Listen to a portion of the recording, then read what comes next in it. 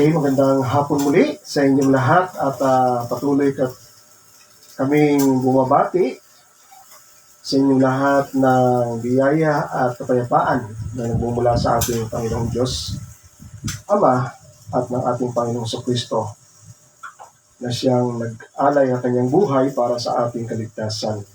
Amen.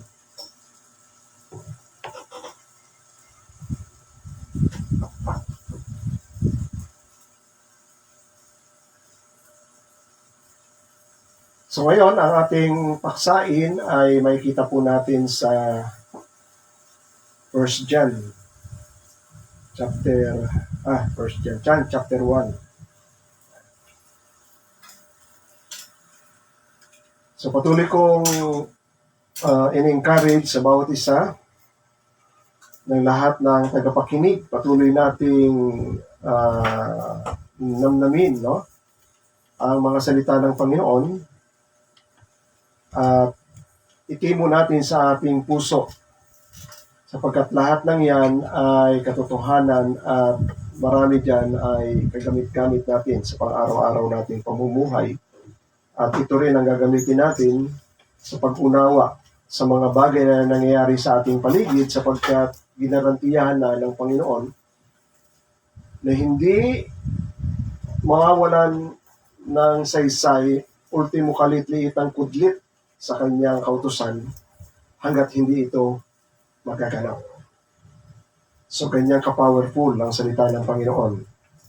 Hindi mawawala yan sa kautusan hanggat hindi yan nagaganap. So, ibig sabihin, matyaga natin yung salita niya na iyon ay talagang mangyayari at hindi iyon lilipas. Dito sa 1 John, John chapter 1, verse 14. So meron tayong salita dyan na ating pagbubulay-bulayan. Sabi riyan, and the Word became flesh and dwelt among us. So sino yung Word na yon na nagkatawang tao? Ito ay walang iba kundi ang Panginoong Kristo, di ba? And the Word became flesh and dwelt among us, nanahan kasama natin. Ang sabi ng sumulat na si John the Beloved, and we have seen His glory. Nakita namin yung kanyang kaluwalhatian. So ano yung kaluwalhatian na yun? The glory as of the only Son from the Father. Only Son of the Father. Yan. So ano ang dala nung anak ng Diyos na yon? Full of grace, puspos ng biyaya and truth. So yan yung ating teksto na pag-aaralan. Nakita namin ang kanyang kaluwalhatian. We have seen His glory. At later on, yung mga nakakita ng kaluwalhatian ng Panginoon, they bear witness, no? Sila ay nagpatotoo na tungkol sa Panginoon Kristo. Sapagkat hanggang ngayon, iyan pa rin yung labanan. To believe and not to believe. At yung si Jesus Christ, hindi lang siya tao na nanahan sa lupa, kundi ang malaking question doon ay yung Diyos na nagkatawang tao. Kasi ang malaking questions ng tao ngayon ay, nasaan Diyos? Sa daming kaguluhan. Sinasabi pa nga niya na siya ay makapangyarihan, walang makakahadang sa lahat niyang gagawin. Di ba? Yan ang normal na questions ng mga tao. Kung may Diyos, bakit hindi siya magpakita? Hindi siya gumawa ng bakit? Ang isang malaking tanong ng ilang mga tao dyan, yung tungkol sa morality, yung bakit hinahayaan ng mabuting Diyos na mangyari lahat ng klase ng kasamaan, even mga bata as young as 5 years old, inaalaw niya na ma-rape. No? Yung mga sanggol, inaalaw niya na mamatay. So, bakit gano'n? So, yan ang malalaking questions. Pag hindi yan napipigilan, ang kanilang conclusion, wala namang Diyos. Yan. Kaya itong pag-uusapan natin, ito ay patotoo ng mga nakasaksi Yung mga nakasaksi, sinulat nila, ang sabi nila, ito ang salita, ang verbo, at ang verbo ay nagkatawang tao. At ang verbo na nagkatawang tao, nanahan yun kasama namin. At nakita namin yung kanyang kaluwalhatian. At ang kaluwalhatian na yun ay yung tunay na anak ng Diyos. Sabi nila, ha? Na punong-puno o puspos ng biyaya at katotohanan. So, tandaan natin, sa lahat ng tanong natin at gusto natin ipagawa sa Diyos, kailanman hindi gagawin ng Diyos yon. Para bang isang may-ari ng kumpanya at isang ordinaryong trabador. Inuutusan yung may-ari ng kumpanya na pasunod din doon sa gusto niyang mangyari. Sabihin na natin, hindi niya nakikilala yung may-ari ng kumpanya na dumating doon sa may-ari ka ba ng kumpanya? Pakita mo nga sa akin yung ano mo, mga ganyan. Pinapasunod niya sa gusto niya. So, tandaan natin yung thinking na yun. Susunod na yun? Hindi susunod yun. Ikaw ang pasusunurin niya. Diba? How much more ang Diyos? Na siya ang may hawak at nag-administrate sa lahat ng nilikha niya. Para lang masatisfy ka, susundin ka niya? Hindi. Hindi niya susundin yon. Ang gusto niya mangyari, ikaw ang makinig at sumunod sa kanya. So, unawain natin yung the very purpose ng Bible, the very purpose ng pag-share ng mabuting balita. Sabi ko rito sa aking panimula, ang dakilang kalooban ng Ama ay makilala ang kanyang bugtong na anak. At ang sino mang nakakilala at sumampalataya sa kanya ay bibigyan niya o magkakaroon ng buhay na walang hanggan. Iyon yung price sa pananampalataya ng bunga ng pagkakilala nila sa Panginoon. Kaya lang sabi ko sa inyo, matagal na iba ang paraan ng Diyos, iba ang gawa niya. Sapagkat isa sa mga intensyon ng Diyos, kaya niya ginagawa yon ay para lang ikaw ay magpasakop at sumunod.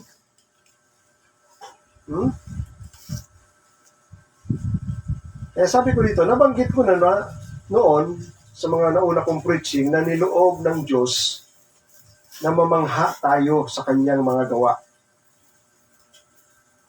Diba? Binuka niya yung dagat ng Red Sea para lang dumaan doon yung more than 1.5 million na mga Israelita sa tuyong lupa. Hanggang ngayon, hindi pa nila kayang ipaliwanag kung paano nangyari yun.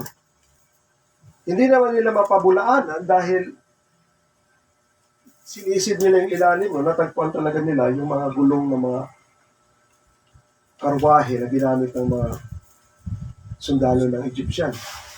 Nakita nila doon, ang dami, may mga buto pa. So, totoo yun, na talagang inilubog ng Diyos yung mga sundalo ng Paraon na sumusunod doon sa mga Israelita. So, nabanggit ko na niloob ng Diyos na mamangha ang mga tao sa kanyang magawa dahil naisipin na ipaunawa ng Diyos sa atin na ang kanyang gawa ay siya lang ang may kakayanang gumawa. Ang Diyos lang ang may gawa noon.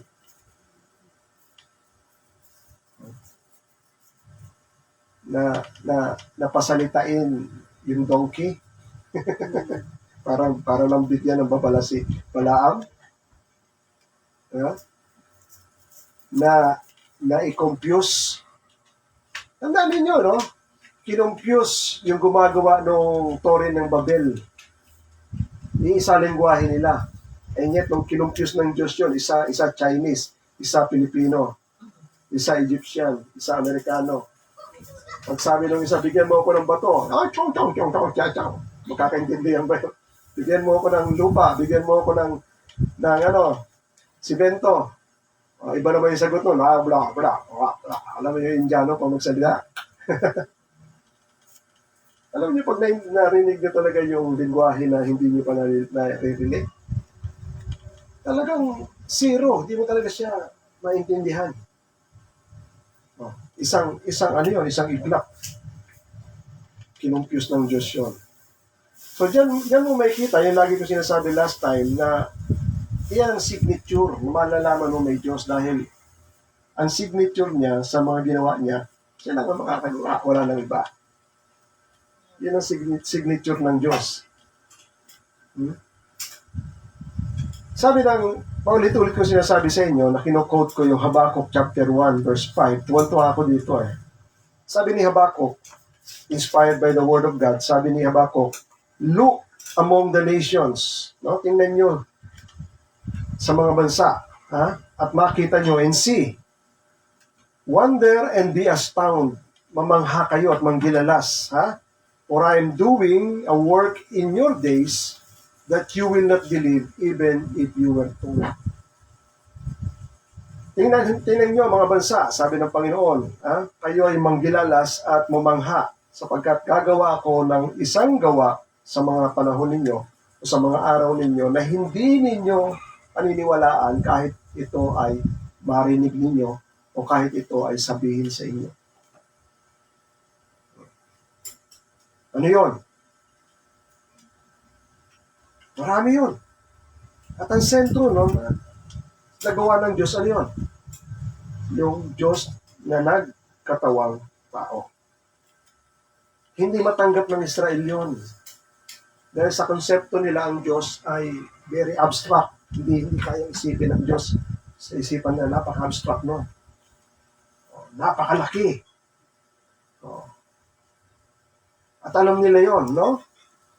Deuteronomy 4, sinabi ng Panginoon, nung magsalita ako sa inyo sa bundok ng Horeb, nakita nyo walang anyo. Kaya huwag kayong masisilaw na sumamba sa anumang bagay na nakikita nyo sa langit, sa lupa, mga hayop na gumagapang, o hitsura man ng tao, ng babae, ng lalaki. So, kasama yun doon. Upang kayo ay lumuhod at maglingkod.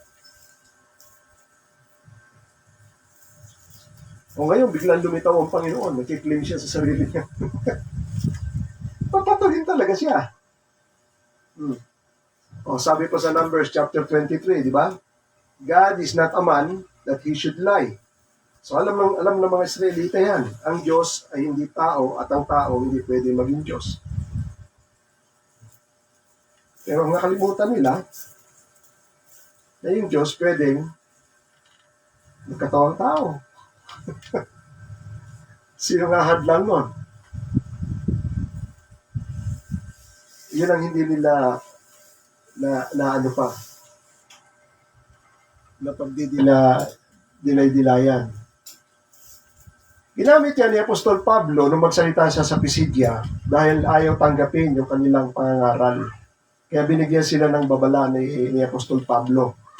Sabi ni Apostol Pablo sa mga tao doon sa Pisidia, tingnan ninyo, look, kayong mga mapanlibak, look, you scoffers, be astounded and perish. Iba yung sinabi niya, kayo ay manggilalas at maparam o malipol. For I am doing work in your days, a work that you will not believe, even if one tells you to it. Even if one tells it to you. Yan din, the same word. May konting pagbabago lang, pero yun ang ibig sabihin niya. May gagawin daw ang Diyos sa mga araw ninyo, hindi nila matanggap. Kaya binalaan sila ni Apostol Pablo, magpakaingat kayo. Baka sa inyo mangyari yung sinasabi ni Propeta Habakkuk, kayong mga mapanlibak. Sapagkat ang Diyos ay may gagawin sa gitna ninyo, na kahit na hindi kayo maniniwala, kahit na ito ay sabihin sa inyo, nangyayari na nga sa kanila. Ayaw nilang paniwalaan yung mabuting balita na binabalita ni Apostol Pablo na mayroong isang taong namatay diyan sa Judea na ikatlong araw muling nabuhay. Nabuhay? Nabugay. Wala pa sila na babalitaan ganun. Oh. Minsan, nakikipag-usap ang Panginoon sa Matthew chapter 21. Sinasabi niya ito sa mga Hudyo at saka sa mga religious leader. Sabi roon, Jesus said to them in Matthew 21, verse 42.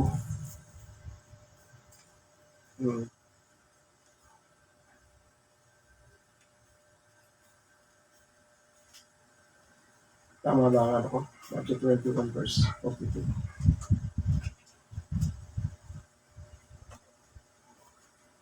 Sinabi ng mga tao kay Jesucristo, He will put those wretches to the miserable death and let out the vineyards to the other tenants who will give him the fruits of their season. No? Then in verse 42, sinabi ng Panginoon sa kanila, kasi nagsalita ang Panginoon ng talinghaga tungkol sa vineyard. Na inutusan ng may-ari yung kanyang servant, pero yung mga trabahador sa vineyard, pinagbabato at pinagpapatay lang yung inutusan ng mga servant ng may-ari. Ang sinabi ng may-ari, baka ipadala ko ang aking anak, ay igalang nila. Pero ang nakalagay dun sa parable, nagbubulong-bulungan yung mga workers dun sa vineyard, eto na yung may-ari. Patayin natin para maangkin natin yung vineyard. So, pinatay nila. Kaya, ang tanong, anong gagawin ng may-ari doon sa mga trabahador sa vineyard? Kukunin yung mga sundalo niya para puksain yung mga tao na yun at muling ibibigay sa ibang mag-aalaga doon sa vineyard. Oh. Ngayon, sabi ng Panginoon sa mga tao na ito, hindi nyo ba nababasa sa kasulatan na ang batong nireject ng manggagawa ay naging panulukang bato? Sinasabi niya to dahil nung sinabi ni Jesus Christ, hindi nyo ba nababasa sa inyong kasulatan? Kaya niya dinadala sila sa kasulatan kasi familiar sila sa scriptures. Nung nawala yung templo, nagkaroon sila ng mga sinagoga. At doon sa sinagoga, naging tradisyon na nila na kumuha ng scriptures. Di ba? At babasahin yung mga scriptures. So palagi nilang na re-rehearse yung mga kasulatan, lalo na ng mga sinulat ng mga propeta. At yung mga sinulat na yon talagang believe sila doon dahil iyon ay Word of God. Na ang mga propeta at mga writers ng mga libro na yon ay in-inspired ng Diyos. Kaya binabalik ng Panginoon sa Kristo sila doon sa scriptures. Di ba nababasa niyo sa kasulatan? Na ang batong ni-reject ng manggagawa ay ginawang panulokang bato. Ito ay gawa ng Diyos. Ito ay gawa ng Panginoon. This was the Lord's doing. And it is marvelous in our eyes. At ito ay kamangha-mangha sa ating mata. Naintindihan ba nila yun? Alam ko, sa mga Hudyo, alam nila pag sinabing bato, ang Panginoon yon. Kasi pag nakakaroon sila ng labanan, sa literal na labanan, kapag tumatakas ka sa kaaway mo, pupunta ka sa isang lugar na mabato at kung ka susuot sa mga cliff, hindi ka na nahahabol ng kaaway mo. Kaya nagiging kaligtasan mo ang bato. Pero sa sinulat ni Moises, nagpakilala na ang Diyos ang kanilang bato na matatakbuhan. He is the rock. At ipinaliwanag yun ng Panginoon mismo nung nagbigay siya ng tubig doon sa mga Israelita. Sabihan mo yung bato at magbibigay sapagkat ako'y tatayo sa ibabaw ng bato, sabi ng Panginoon. At magbibigay ako ng tubig. Simbolo ng Panginoon yung bato. So alam nila yun. Ngayon, sinasabi niya ito dahil para maunawaan ng mga kausap niya na siya yung bato. At meron din sinulat yan sa Isaiah 28. Alam nila ito, kinakanta natin. Isaiah 28, I lay in Zion. Ito yung salita ng Diyos, no? Na sinabi ng propeta. Naglatag ako sa Sion, I lay in Zion, a precious stone. Ano yung precious stone? Mahalagang bato. A tried stone, a precious cornerstone. He that believeth shall not make haste. O sa ibang translation, ang sino mang sumampalataya ay hindi mapapahiya, shall not be put to shame. Tapos meron pang sinabi ang Panginoon sa iba pang verse, itong bato, sinabi ito mismo ng Panginoon. Ang batong ito, ang mabagsakan ay masisira o wasak. At ang sino mang bumagsak sa bato na yan ay mawawasak. Kung naintindihan nila, parang ang pinasabi ng Panginoon, pag binangga niya. Pag binabangga, ang pinapaliwanag ng Panginoon, ang binabangga niyo bato, kayo rin na masisira. Kung naintindihan nila ang sinasabi ng kasulatan tungkol kay Jesucristo.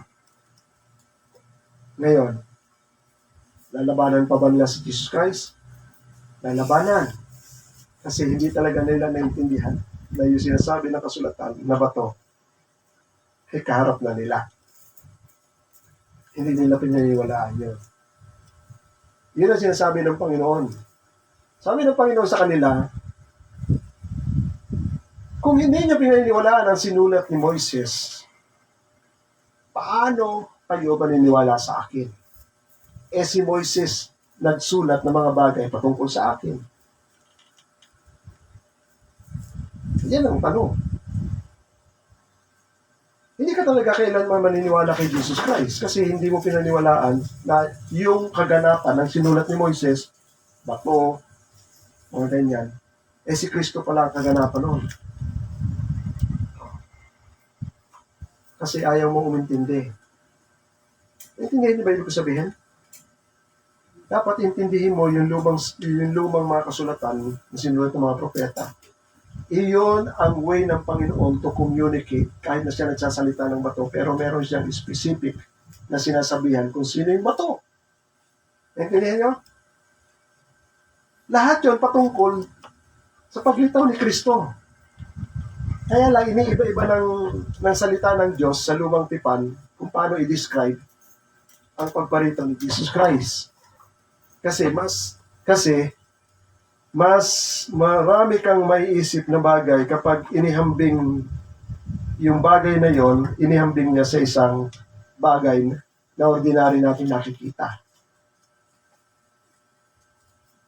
Na ang tunay na kahulugan si Jesus Christ. Pero pag nakita mo na siya pala ang bato, lalaban ka ba sa bato? Siyempre ikaw masisira. Pag ikaw nabagsakan ng bato, pasak ka. Pag ikaw nang bumagsak sa bato, sira ka rin. Oh. Kaya lang, hindi talaga nila naintindihan na yung kaharap nila na yun ang bato. Na nire-reject nila. Pero kahit nila inire-reject, nakasulat na mangyayari talaga, hindi nyo masisira yan, hindi nyo marireject yan. Sapagkat iyan ay gagawin ng Diyos na magiging panulukang bato. Cornerstone. Pinaka-importanting bato sa pagtayo ng bahay. Kung wala yung foundations ng cornerstone, hindi tatayo ang bahay. Naiintindihan ba nila yun? So sabi ko pa sa paniwala, isang malaking bagay kung bakit nakumbinsi ang mga apostol na sila ay sumunod at sumampalataya kay Jesus. Dahil sinabi nila, nakita nila at namasdan nila yung kaluwalhatian ni Jesucristo. Iba ito. Lagi itong sinasabi. Sa lahat ng mga taong nakasama namin, iba ito. Iba ito. So, nung ang Panginoon ay nasa 30 years old na, nag-umpisa na yung kanyang ministry, matapos na siya ay mabautismuhan, nagtatawag na siya ng kanyang mga apostles, isa-isa, kanyang mga disciples. No? Dito sa John chapter 1, verse 43, nung tinawag niya si Philip at saka si Nathaniel, sabi rito, the next day, Jesus decided to go to Galilee. He found Philip and said to him, follow me. Now, Philip was from Bethsaida. Ito yung sa lugar ng Galilee, ha? May dagat doon, may lawa. Mga mangingisda itong mga taong ito. Now, Philip was from Bethsaida, the city of Andrew and Peter. He found Nathanael and said to him, we have found him of whom Moses in the law and also the prophets wrote. Sabi niya, alika Nathanael.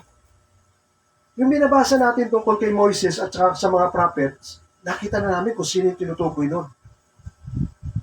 Ha? Interesado sila. Ito yung hinuyuhula sa mga sinulat ni Moises. Ha? Si Jesus na taga Nazaret. Ha? Anak ni Jose. Sabi ni Nathanael, ay mabuti bang lilitaw sa Nazaret? Alam ko ang mga anghula na may lilitaw na Misaya, may lilitaw na hari ng Israel, ay sa Judea, sa Bethlehem sisilang. Wala ko nababasa na galing sa Nazaret. May mabuti bang lalabas sa Nazaret? Hindi ko nila alam na pinanganak si Jesus Christ sa Bethlehem, sa Judea.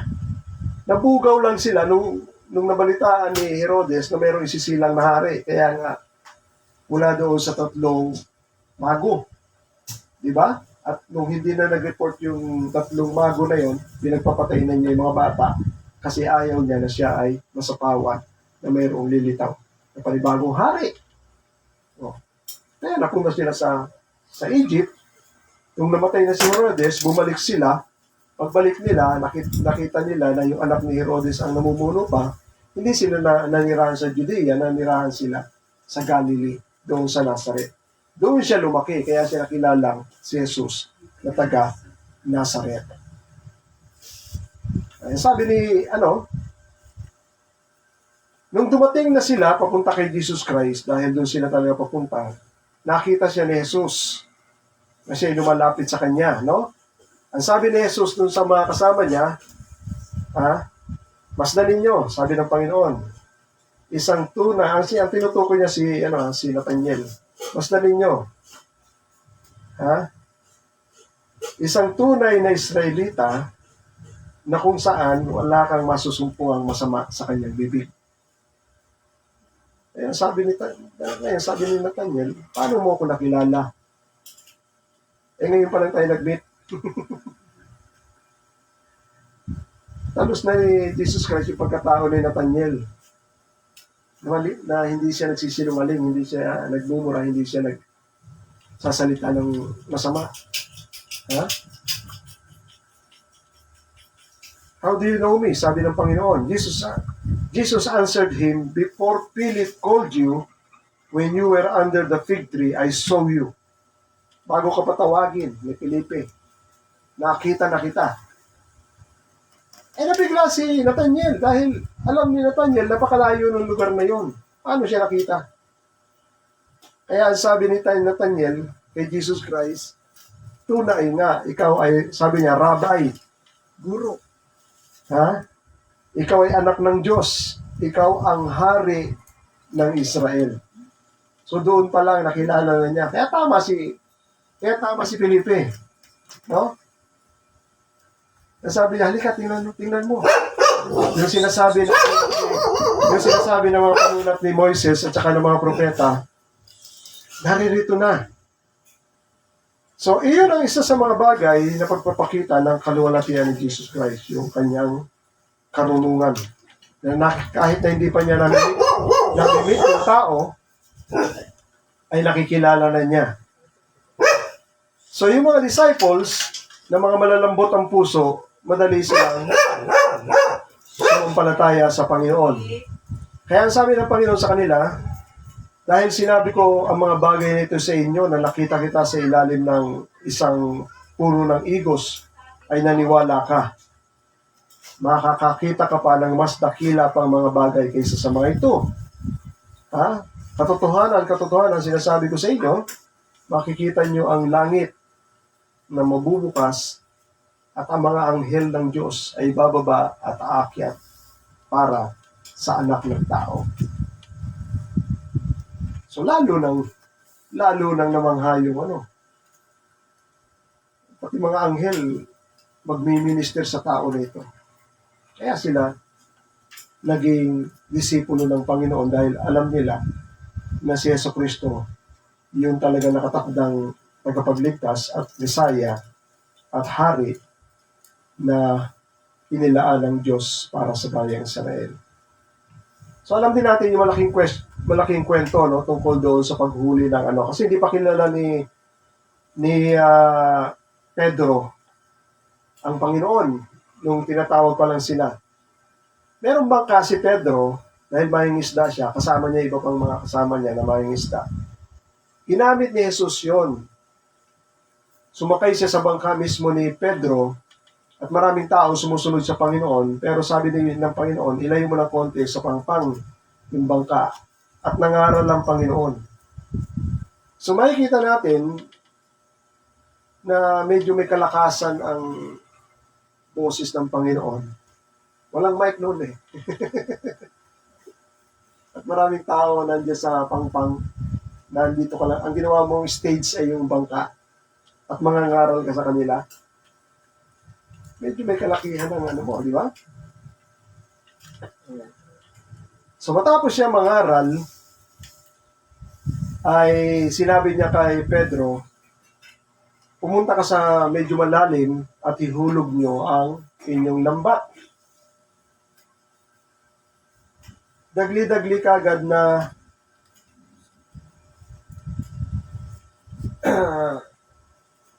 nag-complain si Pedro.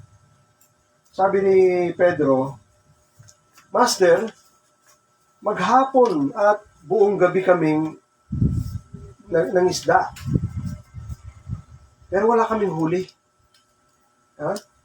Master, we toiled all night and took nothing. Pero sabi niya, ihahagis namin. No? Sabi ng Panginoon kasi, pumunta ka sa malalim at doon mo ihagis ang iyong lambat. So dahil sinabi mo, hindi matigas ang puso ni Simon Pedro na inihagis niya yung lambat. When he had done this, they enclosed a large number of fish and their net almost break dahil sa dami ng isda. So palagay ko, puro mulagat yung mata ng mga mangingisda. Maghapon tayo ng huli. Ni isang maliit, wala tayong nahuli. Ngayon, isang salita lang ng tao na ito. Paghagis natin, puno na yung lambat natin. Ha? Sabi nila.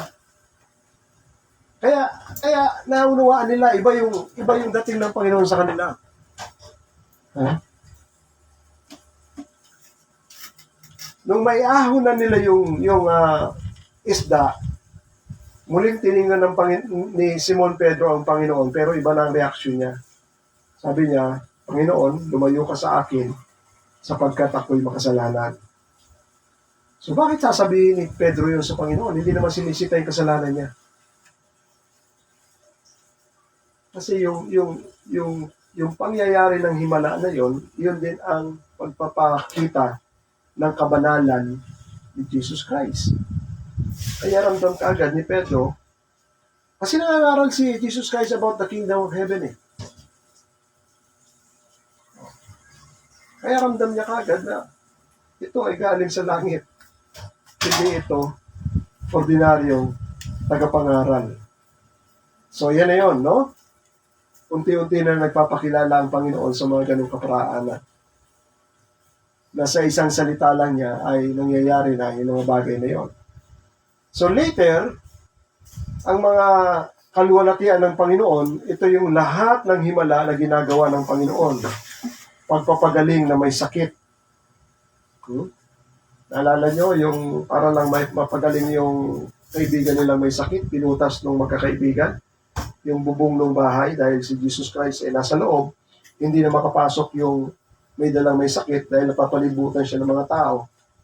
Nagkukumpulan, hindi sila makasingit, sinira nila yung bubong at doon nila ibinaba para mailapit lang kay Jesus Christ. So yung paraan na yon ay nakita ng Panginoon yung pananampalataya ng magkakaibigan.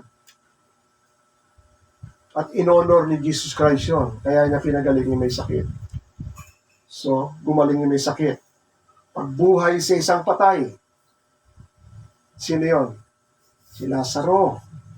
Yung tatlong magkakapatid. Si Lazaro, si Marta, at saka si Mary. Oh. Sabi ni Marta ata, Lord, huwag mo nang anuhin. Mabaho na yun. 4 na araw nang namatay. Ang sabi ng Panginoon. Kung maniniwala ka, makikita mo ang kalwalatian ng Diyos. Ha? So, nabuhay. Yung mga hindi naniniwala at kasama na yung mga religious leader, umalingaw-ngaw yung balita na yon. Sabi nga nung high priest ano ba pinagagawa natin at wala tayong magawa samantalang itong taong to bumubuhay na ng patay. Later on, lahat ng mga tao ay pupunta na sa kanya, mawawala na tayo ng posisyon. Hindi na tayo paniniwalaan ng ano. Yun ang kanilang jealousy kay Jesus Christ.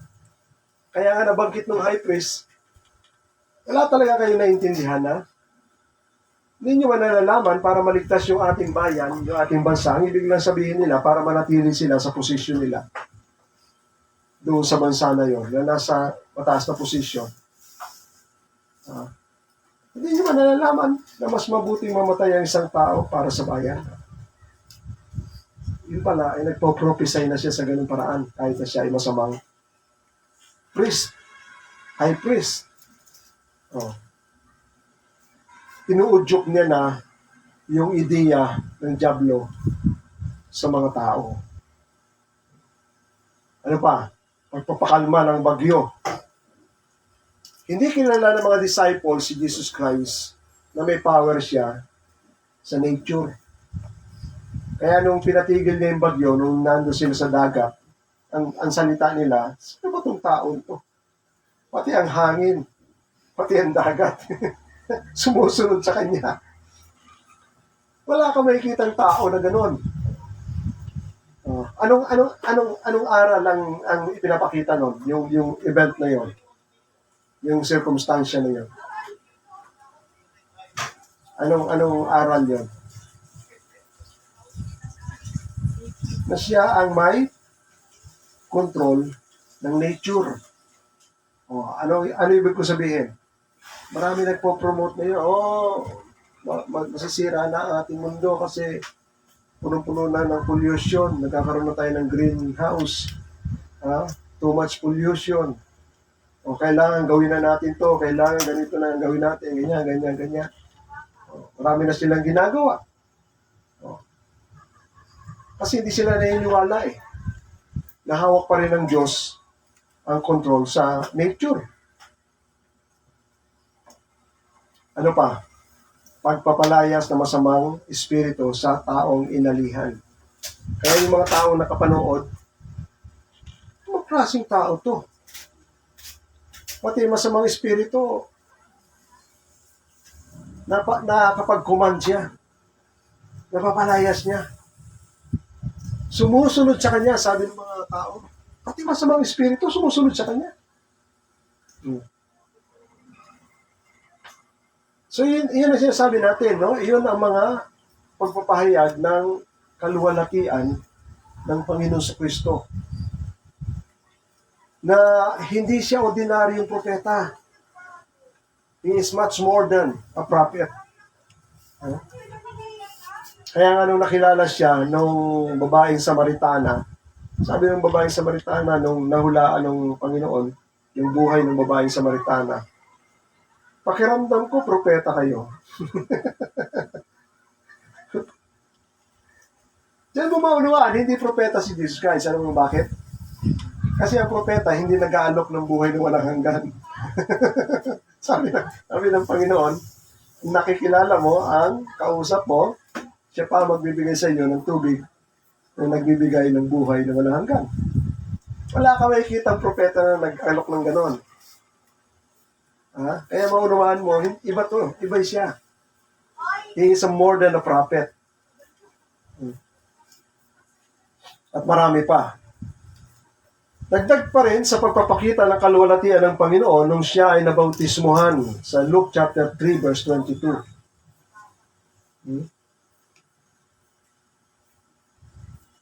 Sabi rin sa Luke chapter 3 verse 22, Now when all the people were baptized, nabautismuhan na ni John the Baptist yung mga tao, and when Jesus also had been baptized, matapos na ibautismo niya ang Panginoon sa Kristo, siya ay nananalangin ng Panginoon. And the heavens were open. Nabuksan daw yung langit. And the Holy Spirit descended on him in bodily form, like a dove. So bumaba, nakita nila na mayroong bumaba sa anyong kalapati. Yun yung banal na Espiritu. And a voice came from heaven na nagsalita, You are my beloved Son, with you I am well pleased. So, wala silang nararanasan gano'n na nagsasalita ang langit para sa isang tao. So, yan ang pagpakita ng kaluwalhatian ng Panginoon. Maging doon sa Transfiguration, sa bundok, Matthew chapter 17. Sabi nito, after 6 days, Jesus took with him Peter and James and John, his brother, and led them up in a high mountain by themselves. So pag akyat nila sa bundok, doon nila namalas na nagbago yung anyo ng Panginoon. He was transfigured before them. So ano yung pagbabago na nakita nila, namalas nila sa Panginoon? Ang sabi ng Matthew 17, verse 2, His face shined like a sun. Biglang nagliwanag yung mukha ng Panginoon. At ang kanyang damit, naging puti, na kumikinang pa. Yung ibang translation, sabi ng ibang translation, wala raw nagbiblitz ng ganong kasing puti na kumikinang. So yun yung ano. Ano ibig sabihin nun? Yung ganong klaseng katangian. Yun ay katangian ng mga heavenly beings, ng mga anghel. Diba? Doon sa resurrections ng Panginoon, nakakita sila ng mga tao. Bakit hinahanap niyo si Jesucristo dito sa kuweba, sa kanyang pinagburulan, pinaglibingan? Wala na si Kristo rito. Pero nakita nila yung mga tao na yon, na yung damit ay puting-puti at nagliliwanag. So mga angelic yun. Iyon ang heavenly glory. Pero sa Panginoon, ibang-iba. Ang mukha niya parang araw sa liwanag. No? And behold, there he appeared to them, Moses and Elijah. At nakita pa rin nila, kasama ng Panginoon, si Moises sa kabila, si Elijah sa kabila, at nakikipag-usap sa Panginoon. At ang kanilang pinag-uusapan ay ang magiging kamatayan ng Panginoon sa Kristo. So tandaan ninyo, no, sa lahat ng bagay na pinapakita o nangyayari, ay patuloy na nagtuturo ang Panginoon ng mga bagay-bagay. Anong ibig sabihin nun? Pagpapakita ni Jesus Christ at ni Moises, kasama si Moises, patay na. Si Elijah, patay na rin. Ano yung tagpo na yun? Iyon ay pagpapakita na yung dalawang writer ang sinusulat ay si Jesus Christ. Kino-confirm yun. Na siya ang sinusulat ng dalawang. Si Elijah ay simbolo ng maraming prophet. Si Moises ay covenant sa kautusan.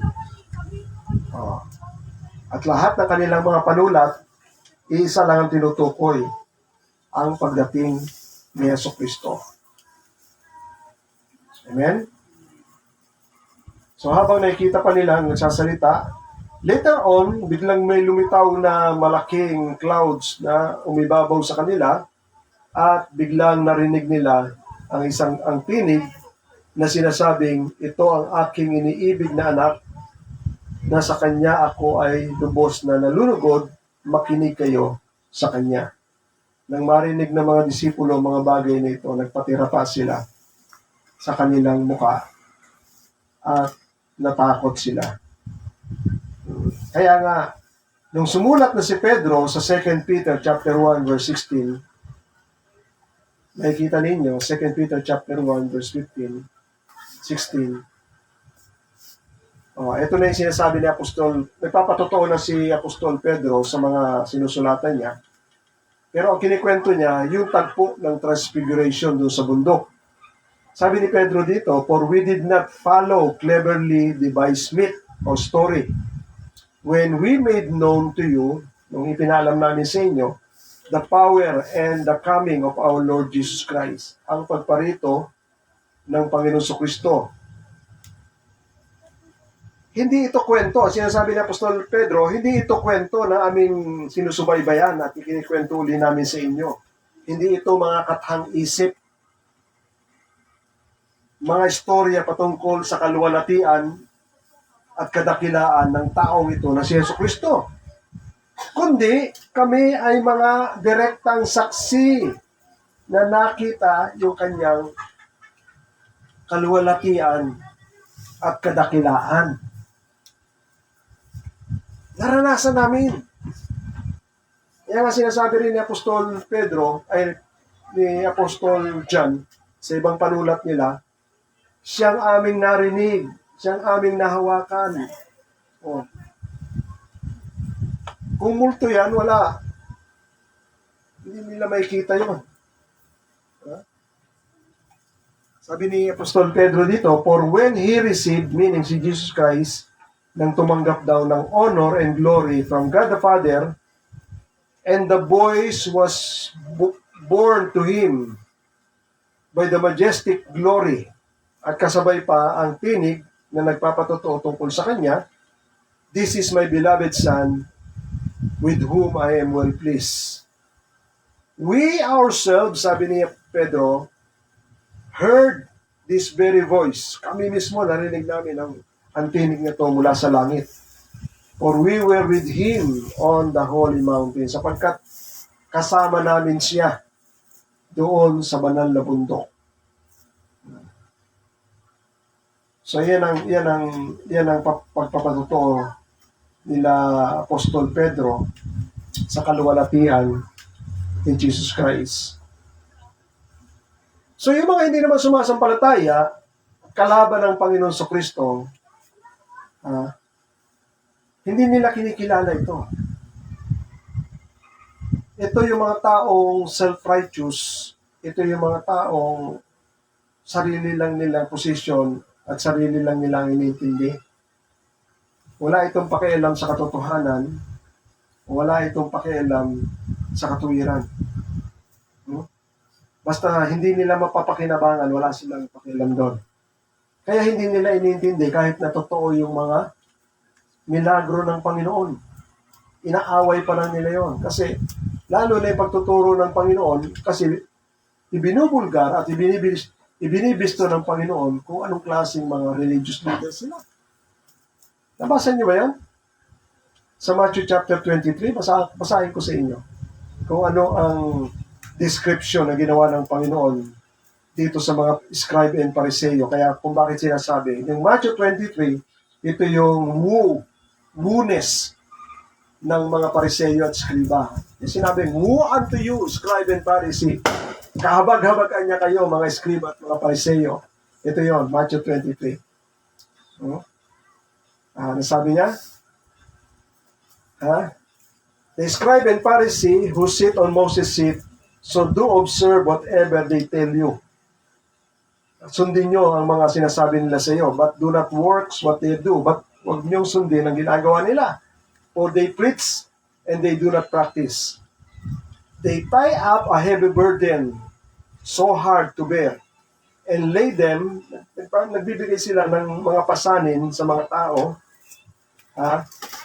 And lay them on people's shoulder. Pinapapasan nila sa mga tao. Pero sila mismo, hindi sila willing na maglagay man lang o tumulong man lang kahit sandali rin. Sila ang nagbibigay ng pasanin sa mga Israelita na hindi man lang sila willing na tumulong kahit isang daliri lang. Nakita niyo ang galing nila? They do all their deeds to be seen by others. Ano ibig sabihin nun? Pupunta na naman ako sa isang seremonya. Magandang attire para pag nakita ko ng mga tao, kagalang-galang ako. Punong-puno siya ng mga simbolo. May mga words of God pa rito, may mga phylacteries pa dyan. Kasi yun ang mga simbolo ng isang religious person. They do all their deeds to be seen, para makita ng tao. For they make their phylacteries broad and their fringes long. Yung pinag-usapan natin, yung mga lawit-lawit dito. Kasi iyon ay isang bagay na pinag-utos ng Panginoon ni Moises, na kapag sila mananamit, maglagay sila ng mga tirintas na naglalawit-lawit doon. Kasi may simbolo yon. Nakita na natin yung simbolo noon, di ba? Yung wings ng na merong healing. Yun ang hinawakan ng babaeng inaagasan. Yun ang simbolo noon. So they love the place of honor at the feast. Etong matindi sa dulo. Mahaba kasi ito eh. Sabi niya rito,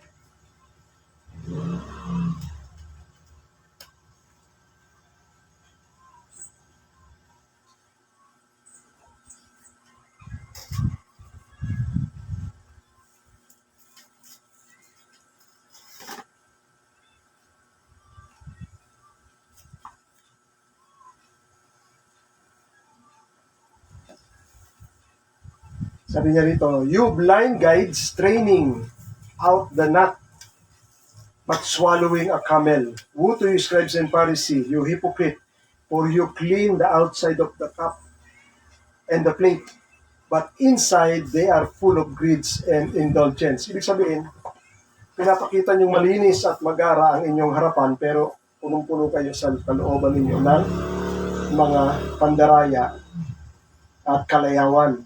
You blind Pharisee, first clean the inside of the cup and the plate, and the outside will be also clean. Woe to you, scribes and Pharisees, sabi niya. Hindi ko makita rito yung sinasabi ng Panginoon.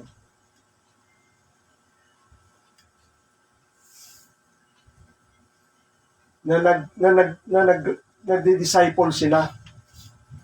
Woe unto you, scribes and Pharisees, you make disciples, sabi ng Panginoon. Pero you make them double as demon. Ginagawa daw nilang mas doble ang pagkademonyo ng mga disciples nila.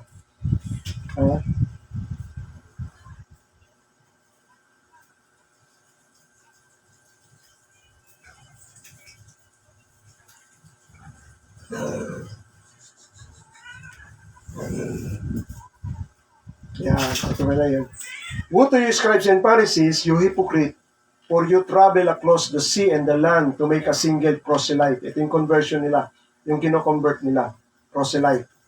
To make a single, naglalakbay pa raw sila sa malalayong lugar para makakuha sila ng mga proselyte, mga magiging disciples nila. And when he becomes a proselyte, you make him twice as much as a child of hell as your son. Kumbaga, ang ranggo ko, na ako na yung leader, ang ranggo ko ay rank number 2. Pag ako ay nakapag-convert na isang bago, gagawin ko siyang mas demonyo na rank number 3 or 4. Yan ang sinasabi ng Panginoon, no?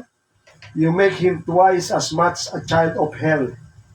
Twice, doble pa na anak ng impyerno kagaya ng inyong mga sarili as yourselves.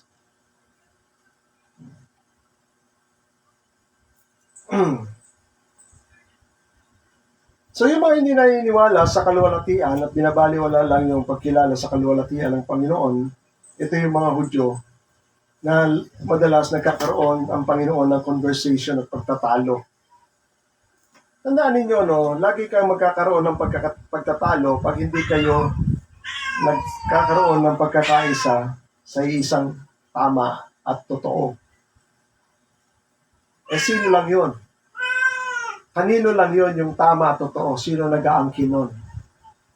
Ang Diyos lang. Ang Diyos lang.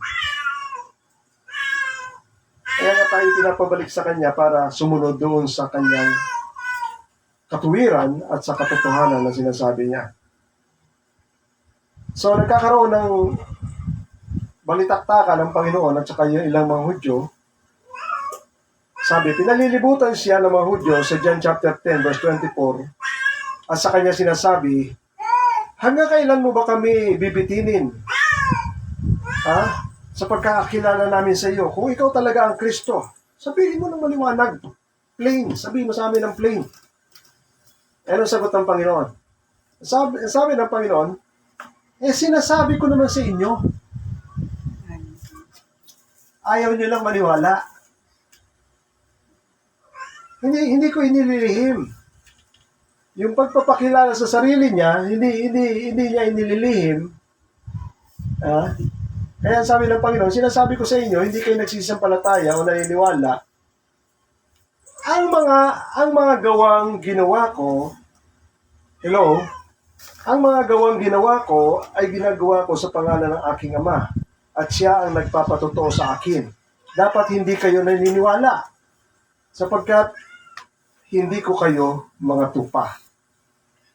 Dinidinig ng aking tupa ang aking tinig at sila'y aking nakikilala at sila ay nagsisisunod sa akin. At sila ay binibigyan ko ng buhay na walang hanggan at kailan may hindi sila malilipol. At sila ay hindi aagawin ng sinuman sa aking mga kamay. Ang aking Ama na sa kanila ay nagbigay sa akin ay lalong mas dakila kaysa sa lahat. At hindi sila maaagaw ninuman sa kamay ng aking Ama. Sabi na niya, sabi ng Panginoon, bibigyan ko sila ng buhay na walang hanggan. Ang Ama nagbigay sa akin, ibinigay sila ng Ama sa akin at sila bibigyan ko ng buhay na walang hanggan at walang makakaagaw sa kanila sa aking kamay. Ganon din sa kamay ng aking Ama, walang sino makakaagaw sa kanila. At ang Ama at ako ay isa. Sabi ng Panginoon. Sabay-sabay, kumuha ng bato yung mga tao. Babatuhin na naman siya. Ito yung akusasyon nila sa Panginoon. Kasi nga hindi nga nila matanggap na siya'y tao. O ito sabi ng mga tao, nagsidampot ulit ng mga bato ang mga Hudyo upang siya'y batuhin. At sinabi ng Panginoon sa kanila, maraming mabubuting gawa o himala mula sa Ama ang ipinakita ko sa inyo. Alin sa mga gawa na yan ang naging dahilan para batuhin niyo ako? Ang sagot ng mga Hudyo, hindi dahil sa mabubuting gawa kaya ka namin binabato, kundi dahil sa iyong paglapastangan at pamumusong, sapagkat ikaw, bagamat ikaw ay tao, nagkukunwari kang Diyos. Yun ang hindi nila matanggap. Ito ngayon ang katotohanan ng sinasabi ni Habakuk. Behold, I will go to do a work in your days na hindi ka maniniwala kahit na ikaw ay masabihan. Imposible! Sabi nila, imposible. Kilala namin ang magulang yan. Kaya nga, ang pagkakilala nila sa Panginoon, impostor. Totoo yun. Siya nasa laman. Kaya nga, sabi niya, yung mga salita na sinasabi ko ay hindi akin. Ang ibig sabihin ng Panginoon, kapag nagsasalita siya, yung salita na sinasabi ko, hindi akin, ito'y galing sa Ama. ito'y salita ng katotohanan. Kaya sabi ng Panginoon, i-prove nyo na iyan ay mali, iyan ay sinungaling. Wala silang maiprove. Kasi lahat ng sinasabi ng Panginoon ay pawang katotohanan at pawang matuwid. Ngayon, gumagawa ang Panginoon ng himala. Hindi nila mapasubalian yun dahil totoo yung himala. Talagang kita-kita nila ang bulag gumaling. Ang mga pilay nakakalakad. Ang may ketong talagang gumagaling. Oh. Kaya lang ayaw nilang ariin na iyon ay galing sa Diyos. Kaya sinasabi, nagpapagaling yan dahil ang kapangyarihan na ginagamit niya para makapagpagaling ay galing kay Beelzebul. Galing sa demonyo. Oh. Blasphemy yun. Ang kapangyarihan niya ay sa banal na espiritu at hindi ka dapat magsalita ng walang iya sa banal na espiritu dahil iyon ay kasalanan, walang kapatawaran. Kaya nung sinabi nila, bagamat ikaw ay tao at nagkukunwari kang Diyos, sumagot ang Panginoon sa Kristo, ginamit na naman yung kautusan. Ang sabi ng Panginoon, hindi ba nasusulat sa inyong kautusan? Aking sinabi, kayo'y mga Diyos. Kung tinawag niya na sila'y mga Diyos, saan nanggaling ang salita ng Diyos? Hindi mangyayaring sirain ang kasulatan. So napunan nyo? Kinot ng Panginoon yung Psalm 118 ata ito, 118. Ang sabi ng Panginoon, hindi ba nasusulat sa inyo kautusan? Aking sinabi, kayo'y mga Diyos. Kung tinawag niya na sila'y mga Diyos, saan nanggaling ang salita ng Diyos? At hindi mangyayaring sirain ang kasulatan. Scriptures cannot be broken, sabi ng Panginoon. So ano nyo? Obserbahan nyo? Kinot ni Jesus Christ yung lumang kasulatan, pero kung kinot niya yon, sana ganito ang paraan ng pagsabi ni Jesus Christ. Hindi ba nalalaman ninyo, nasusulat sa inyong kautusan? Ang sabi ng kautusan, kayo'y mga Diyos. Hindi ganoon ang pagkakasabi ni Jesus Christ.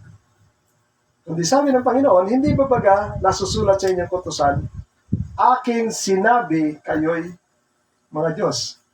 So anong napunan niyo ron?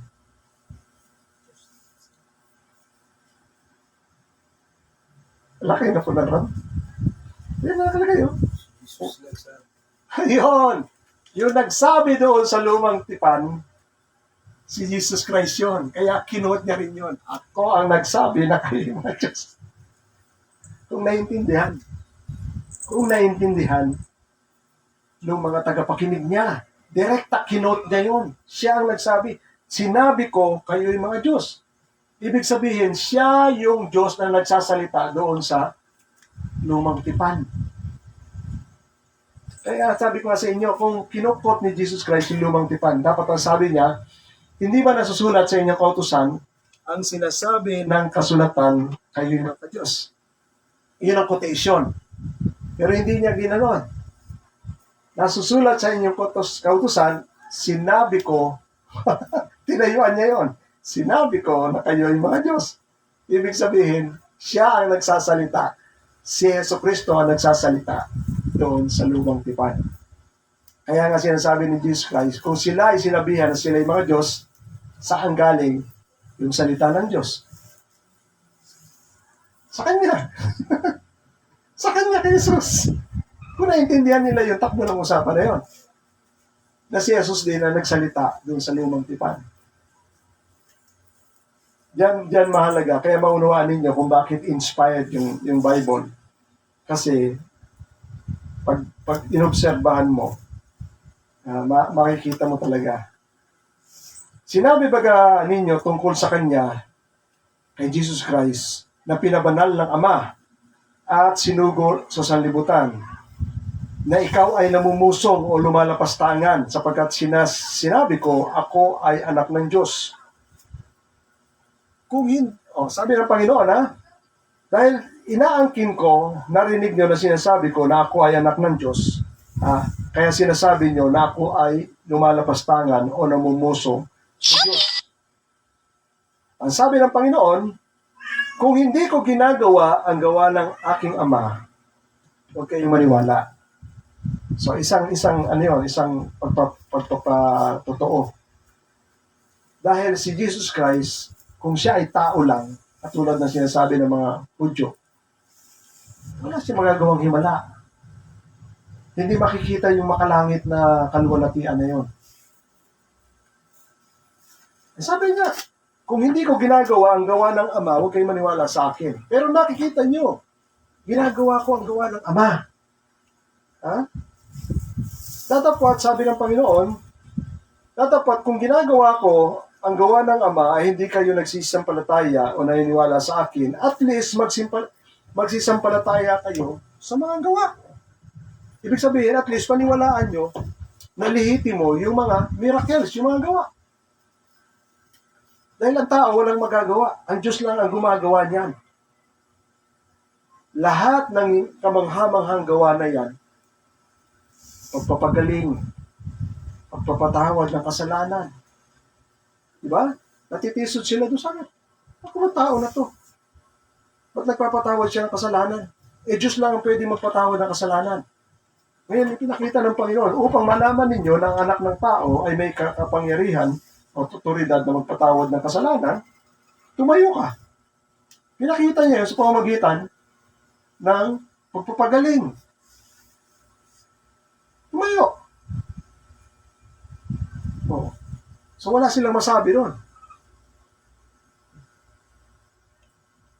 So kung ayaw nyo maniwala, sabi niya, kung ang ginagawa ko ay ang mga yaong kahit hindi kayo naniniwala sa akin, at least magsisampalataya ang maniwala kayo sa mga gawa upang malaman ninyo na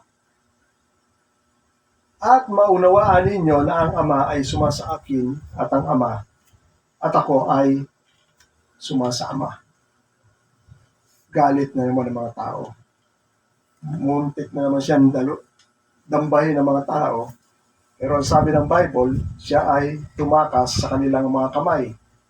At pumaroon siya doon sa lugar ni John the Baptist na kung saan unang nagbabautismo si Juan at doon siya tumigil. Ngunit marami pa rin tao na nagsisunod sa kanya. At nang makita siya, sinasabi ng mga tao na yon, sabi ng mga tao na sumunod sa Panginoon Kristo, katotohanan, si John the Baptist, wala siyang ginawang mga himala o tanda. Ngunit lahat ng mga bagay na sinasabi ni Juan tungkol sa taong ito, lahat ay totoo. So napatunayan nila na totoo yung sinasabi ni John the Baptist tungkol kay Jesus Christ.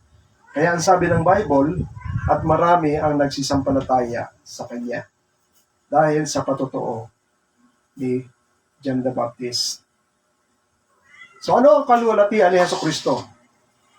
Ang kaluwalhatian ni Kristo ay ang pagiging bugtong na anak siya ng Diyos Ama. Na siya ay puspos ng, ano ba ibig sabihin ng puspos? Puno, full. Puspos o full of grace. Ano ba yung iniisip niyong puspos o puno ng grace? Sa Tagalog, siya ay puspos ng biyaya. So ano ibig sabihin nun? Punong-puno sa English, full. Full of grace. Punong-puno siya ng grasya. Punong-puno siya ng biyaya. Ano ba yung biyaya? Ang biyaya ay mga pakinabang na galing lang sa Diyos. Naunahan nyo? Kagalingan, pagpapatawad,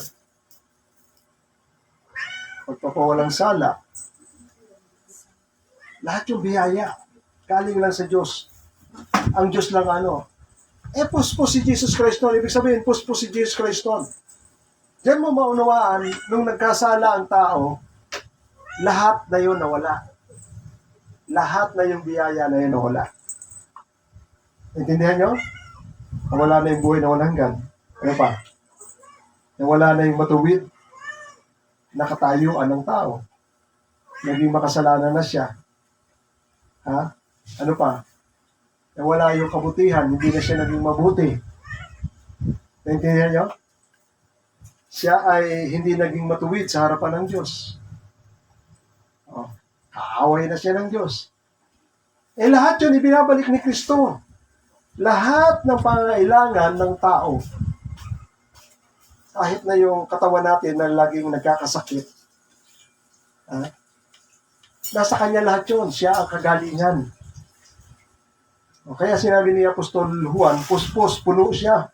Kung anong hingiin na pangangailangan ng tao, meron siya. Nangangailangan ka ba ng pagpapatawad? Patatawarin ka niya. Nangangailangan ka ba ng pagpapagaling sa bulag mong mata? Ipagagalingin niya ang bulag mong mata. Nangangailangan ka ba na makatayo ang mga binting mo na hindi nakalakad? Patatayuin ka niya. Puno siya noon. Puno rin siya ng awa. At Diyos lang ang gumagawa noon. Diyos lang ang gumagawa lahat noon. Napakita ni Jesus Christ. Diyos lang ang gumagawa noon. Kaya siya puspos ng biyaya at katotohanan. Ano pa ang kaluwalhatian ni Jesucristo? Yung nakita nilang kaningningan ng kanyang itsura doon sa Mount of Transfiguration. Walang sino bang tao na nagniningning at nagiging parang araw ang muka. Iyon ay kaluwalhatiang makalangit. So nakita nila yun. Yung kaluwalhatian na yun. Ano pa? Kaluwalhatian ni Jesus Christ. Hindi nila napapansin yung isang kaluwalhatian ni Jesus Christ ay yung kaperpektuhan ng kanyang pananalita. Sa katotohanan at katwiran. Wala kayong mababasa sa mga sinulat ng mga apostol kahit saan. Ito ang sabi ni Jesus Christ, sabi sa mga tao. Pero nagbago at ang isip ng Panginoon. Sabi niya, hindi tama yun, parang mali. Ito ang sinasabi niya ngayon, mas tama. Wala kayong mababasa nun. Wala kayong mababasa nun. Straight, pag nagsalita siya, straightforward siya nagkasalita.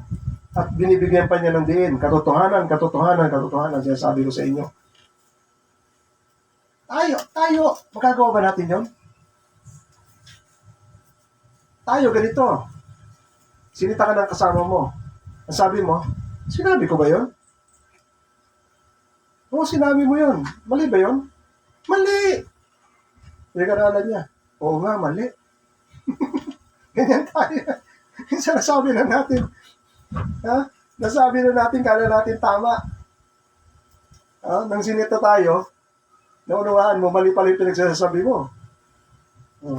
Pero si Jesus Christ, hindi. Ang tao na hindi nagkakamali sa kanyang pananalita, sabi ni James, isa siyang perfectong tao. Walang tao niyan. Walang ganyan na tao. Walang ganyan na tao. Si Jesus Christ lang yun. Kaya nga sabi ni Jesus Christ, kung ako ay may mali o kasalanang nagawa o sinabi, patunayan ninyo. Wala silang ma-pinpoint ni isa. Kaya nga malinis ang Panginoon. Pero sa kabila noon na wala silang ma-accuse sa Panginoon, hinatulan pa rin siya ng pinakamabigat na parusa ng kamatayan.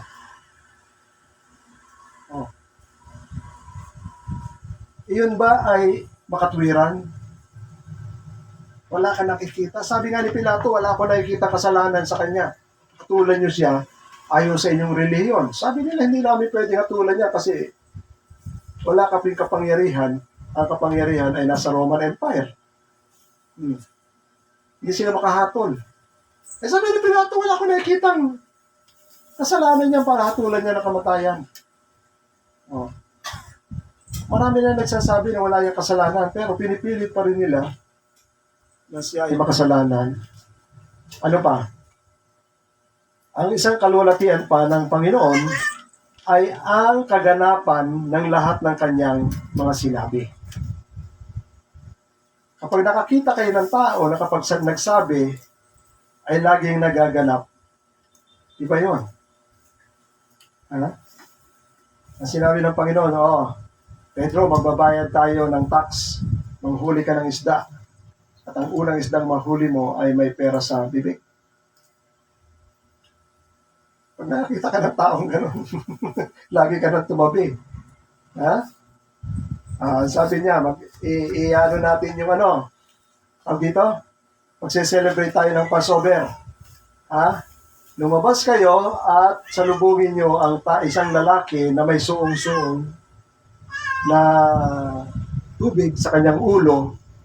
Sundan nyo siya at ituturo kayo sa isang kwarto na nakahanda na para sa Passover. Hindi nila alam yon, pero alam ni Jesus Christ yun. Kaya nung pumunta sila, nasalubong nila yung lalaki. At tama nga yung sinasabi ng Panginoon na mayroon nang inihanda na upper room para sa kanilang Passover. Okay. Diyan mo maunawaan, diyan mo maunawaan, mas perfecto pa itong sanggunihan kaysa sa computer, sa ChatGPT. Diba? Tao, karaniwan nagtatanong sa ChatGPT. Pero ito, mag-inquire ka. Alam niya lahat. Kasi nga Diyos siya na hindi nakikilala ng mga tao. Kaya nga noong sinabihan na ng Panginoon si Pedro na iniibig mo ba ako ng higit sa mga ito? 3 beses ninabi ng Panginoon yan. Kahuli-huli ang sagot ni Pedro, sumuko na siya sa pagsabi sa Panginoon, Lord, nalalaman mo naman na iniibig kita. Hindi na siya nagsalita ng gano'n. Ang sabi na ni Pedro sa Panginoon, Lord, you know all things. Alam mo na lahat. Sumuko na siya. Wala akong may kukubli sa iyo. Kasi nung sinabi ni Pedro na, Lord, nalalaman mo na iniibig kita, ngayon, pakainin mo aking mga tupa. Tinanong uli siya, iniibig mo ba talaga ako ng higit sa mga ito? Pangalawang beses na. Hindi satisfy ang Panginoon sa una kong sagot. Lord, nalalaman mo na iniibig talaga kita. Pakainin mo ang mga maliliit na tupa. Iniibig mo ba ako ng higit sa mga ito?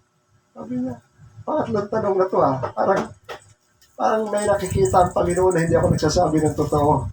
Iyon yun. Kaya ulit-ulit na sinasabi sa kanya, yung the same question, parang hindi nag-a-agree ang Panginoon sa sinasabi niya, Lord, nalalaman mo na iniibig kita. Kaya ang huling sagot niya, Lord, nalalaman mo ang lahat ng bagay. Hindi ko na i-insist. Hindi ko na ipagpipilitan na iniibig kita. Alam mo na ang lahat ng bagay. Amen? So, malapit na tayong matapos. Ano pa ang kaluwalhatian ng Panginoon? Isa sa mga kaluwalhatian ng Panginoon ay ang kadalisayan ng kanyang kabutihan at pag-ibig sa sangkatauhan. So tandaan ninyo, ang Panginoon sa Kristo, hindi siya katulad ng tao na magtrato at umibig sa kapwa. Talagang tunay yung kanyang pakikitungo sa tao. Wala ni katiting na pagbabalat kayo. Tayo minsan, nangingimi pa tayo. Kung tutulong, minsan nangingimi. Ganun nangangailangan to. Oo, nangangailangan talaga. Kita ko nangangailangan. Bigyan ko ba siya ng 50 o 100 o 30 lang? Mga pasubali pa tayo. Ganun tayo Pero ang Panginoon hindi mo makikita yun. Talagang puspos ang kanyang kabutihan at pagbibigay ng biyaya dun sa mga tao. Ano pa? Yung kanyang kahanga-hangang karunungan at kaalaman. Kaya nga kailangan hindi ka marunong mag-disagree sa Panginoon kasi hindi mo siya nakikilala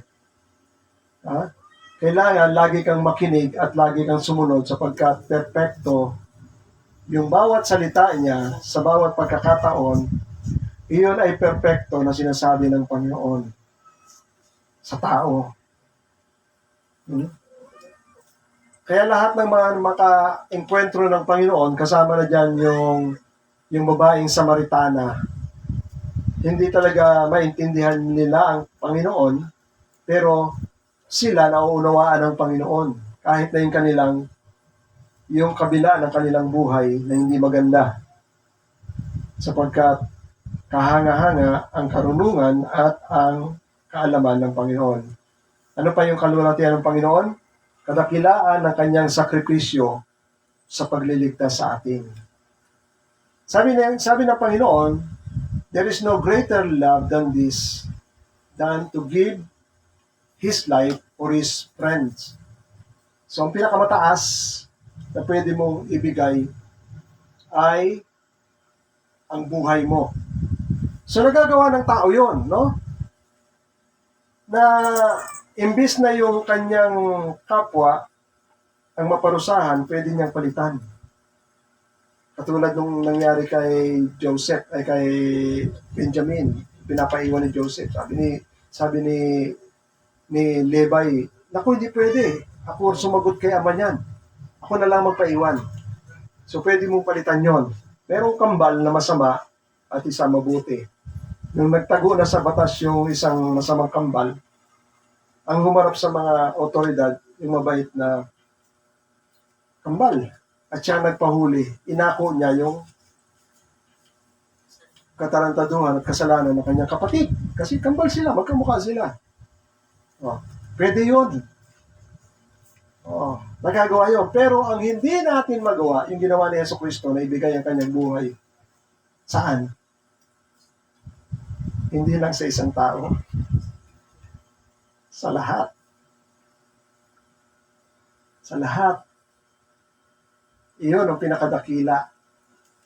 Hindi natin pwedeng pantayin yung pwede nating i-sacrifice ang ating buhay sa isang tao. Pero sa lahat, hindi natin magagawa yun. Pero siya lang ang karapat-dapat na gumawa nun. So yan ang isa sa mga kaluwalhatian. Ano pa? Ang muli niyang pagkabuhay.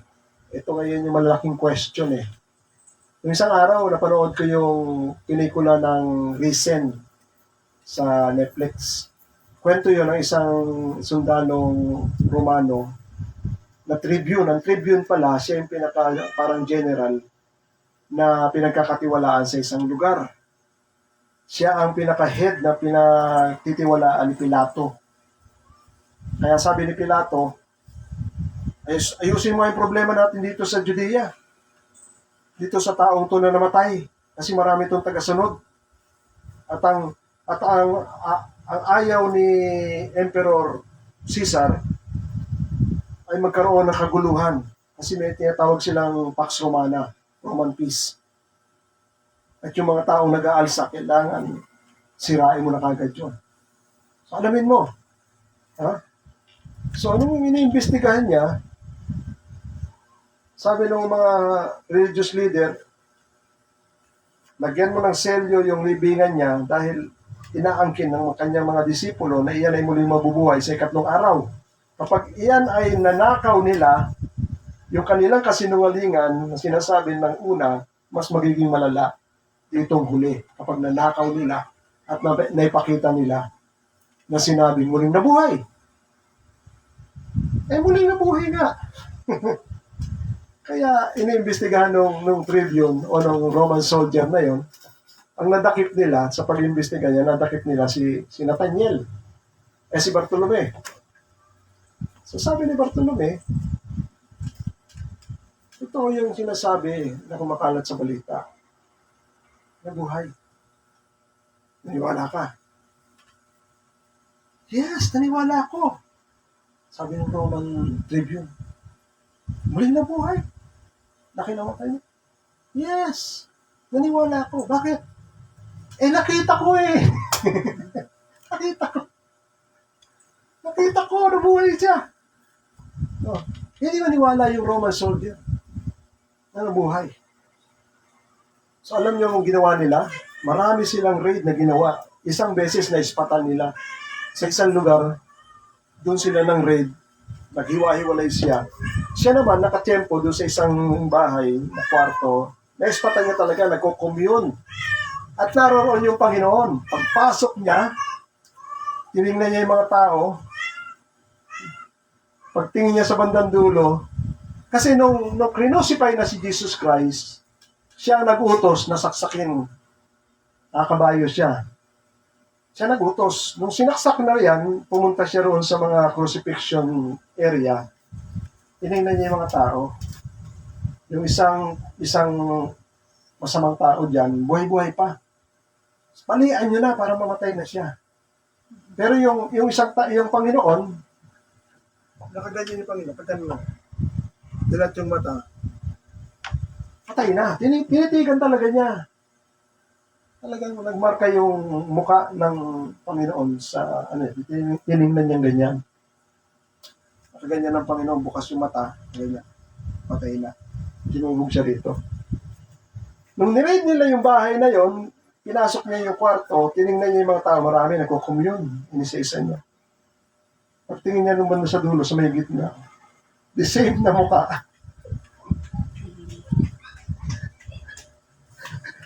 Nakaganyan na lang siya.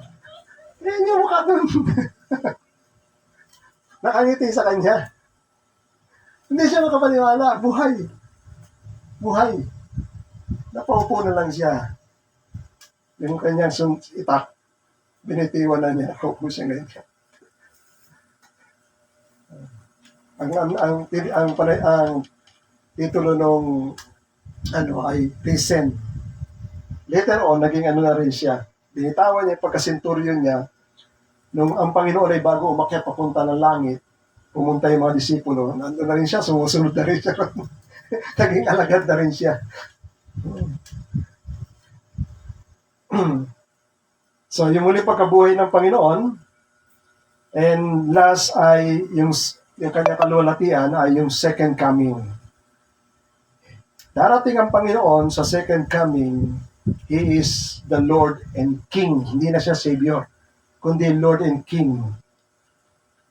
Doon mo makikita yung kanyang kaluwalhatian, lahat kumikinang at yung mata niya nagbabaga ng apoy. At sinasabi ng Bible, lahat ng mga tao na makasalanan na makita yung kanyang kaluwalhatian, yung mga mata, kusang lalaglag sa kanilang sakit para silang tinamaan ng nuclear. Iyan ang meaning talaga ng kaluwalhatian ng Panginoon. Yung kanyang figura lang. Hindi makakatayo ang tao makasalanan sa harapan niya sa kanyang kaluwalhatian. Ngayon, iyan ang ibig sabihin ng Panginoon kung bakit nagkatawang tao siya. Hello? Hindi siya pwedeng humarap kagad sa taong makasalanan, makukonsume yung tao. For God is a consuming fire, sabi ng Bible. Kaya siya nagkatawang tao. Sa pagkakatawang tao, yung kanyang kaluwalhatian, hindi kagad ma-express. At yung Panginoon, makakatabi sa atin, makakakwentuhan natin, mahahawakan natin. Malalaman natin kung ano ang damdamin ng Panginoon. Kasama natin, makakaulayaw natin, makakapagbiruan tayo sa Kanya. Nang hindi tayo na nakukonsume. At higit sa lahat, mararamdaman natin kung ano ang kalooban niya, maunawaan natin kung ano ang kalooban niya. At yun ang paraan para tayo maligtas. Kasi kailangan marinig muna natin yung mga salita niya. Dahil yung salita niya sa unang pagparito ay salita ng pagliligtas. May kaparaanan lang. Hanggang sa ikaw ay sumampalataya, maniwala, sumampalataya sa Kanya. At sa ganung paraan, sinasabi ng Bible, ang sino talaga nakakilala at sumampalataya sa Kanya, iyon ang magkakaroon ng buhay na walang hanggan. I-accomplish ng Panginoon yun. Siya ang mag-accomplish nun. Iyon ang nakatago sa misteryo kung bakit ang Diyos nagkatawang tao. At yun ay pagpapakita rin ng Kanyang forgiveness, pag-ibig, at kabutihan. Dahil nakahanda na talaga tayo sa ating kasalanan, nakahanda na talaga tayo para parusahan. Pero sa kabila nun, binigyan tayo ng tsansa ng Panginoon. Pero yung way lang ng Panginoon ay to hear and understand and then to believe. Manalig sa Kanya. Kaya nga yung mga matitigas ang ulo ay hindi naniniwala sa Kanya. So last na lang to sa ating nabanggit ko na sa inyo ito, yung tatlong bagay kung bakit ang tao ay wala nang may dadahilan, di ba? Makikita natin yan sa John chapter 15 verse 22.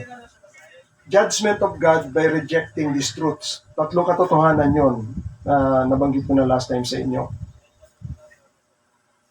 Number 1 ay yung kanyang pagkakatawang tao, reincarnation.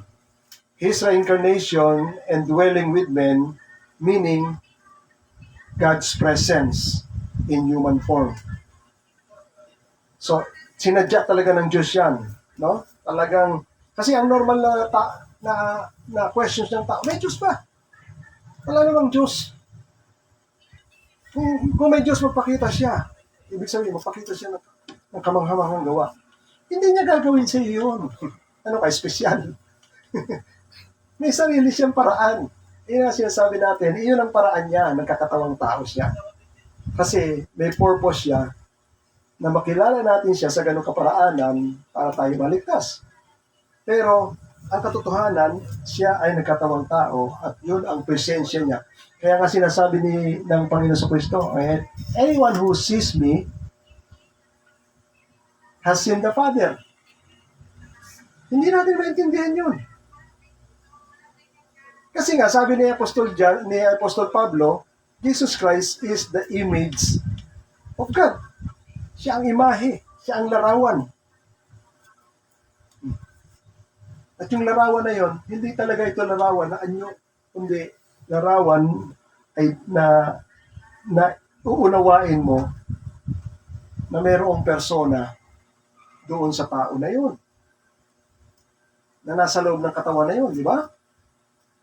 Yan ang gusto ng Panginoon maunawaan. Hindi siya tao lang.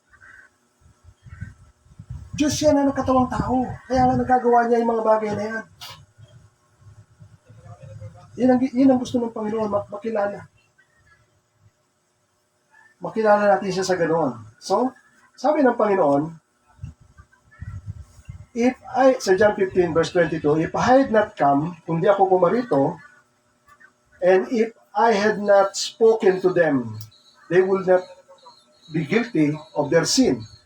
But now, ngunit ngayon, dahil ako'y pumarito at ako'y nagsalita sa kanila, wala na silang excuse sa kanilang kasalanan. So, number 1 yan yung kanyang presensya, na sinasabi mo walang Diyos, at pangalawa, yung kanyang salita, wala namang Diyos, nagsalita siya nung siya nagkatawang tao, na itala na yan sa kasaysayan, hindi nyo na may tatanggihan. So, wala ka na excuse.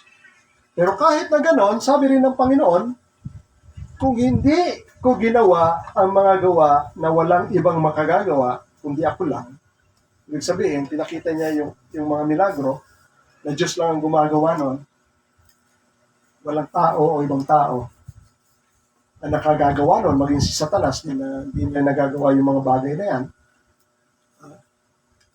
And yet, hindi pa rin sila naniwala. Kahit na nagawa ko yung mga himala na yon, hindi sila naniwala, guilty talaga sila sa kanilang kasalanan, at nakita nila yung mga bagay na yon, lalo pa nila akong kinamuhian kasama ng aking Ama.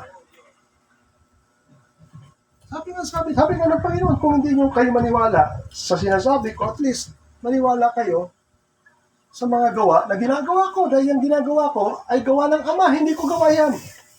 Hindi gawa ng tao yan. Gawa ng Ama yan. Nakita na nila. Kaya nga ang tanong, kumbaga, akinin ko yung salita ng Panginoon, ano pa dapat kong gawin para kayo maniwala? Tumarihan na ako. Nagsalita na ako sa inyo ng katotohanan. Ayaw akong pakinggan. Gumawa na ako ng himala sa harapan ninyo. Na ako lang ang makakagawa, wala na ibang makakagawa. Hindi pa rin kayo maniwala. Ano pa ang dapat kong gawin? Kita niyo? Ang gusto ng mga tao, pasunurin ng Diyos. Maniniwala ako sa iyo kapag ginawa mo to. Yan ang gusto ng tao eh. Hindi gagawin ng Diyos yun. Sabi ko sa inyo, Diyos yan. At may sarili siyang paraan at ikaw ang pinasusunod niya. Last na lang, believers today are also witness. So since nakita na ng mga apostol yung kaluwalhatian na yun, kaya sila ay nagpapatotoo.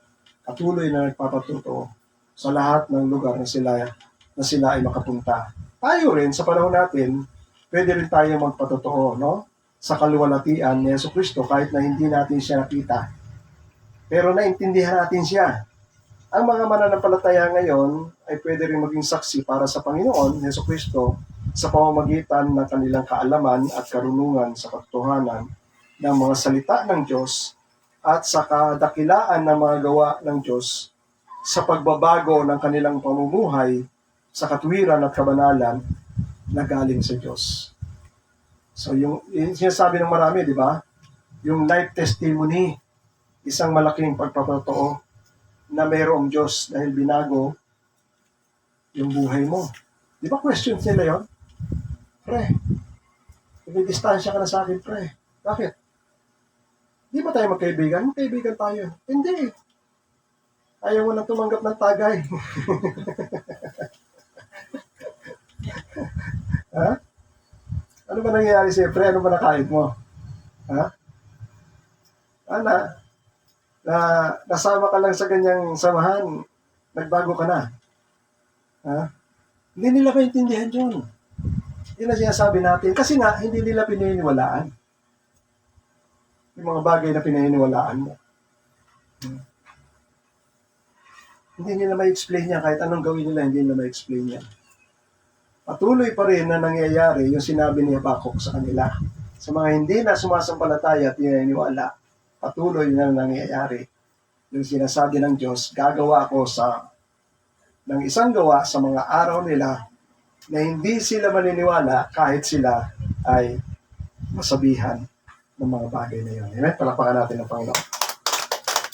Tayo natin tumayo. Ama, luwalhatiin ka sa biyaya at kabutihan mo sa araw na ito, Panginoon. Lagi ko, Lord, na binabanggit na isang kagalakan at katuwaan lagi, Panginoon, ang maunawaan ang katotohanan. Sapagkat ang mga katotohanan na yan, bagamat yan ay kwento na lang na nanatili na nasa Biblia, nakasulat, pero nagagalak kami sapagkat lahat yan ay katotohanan na hindi na naitago o hindi masira ng mga tao. Sapagkat ang katotohanan ay ikaw at ang katotohanan ay nangyayari sa aming buhay. Purihin at takilain ka sa aming kalagitnaan. In Jesus' name. Amen. And amen.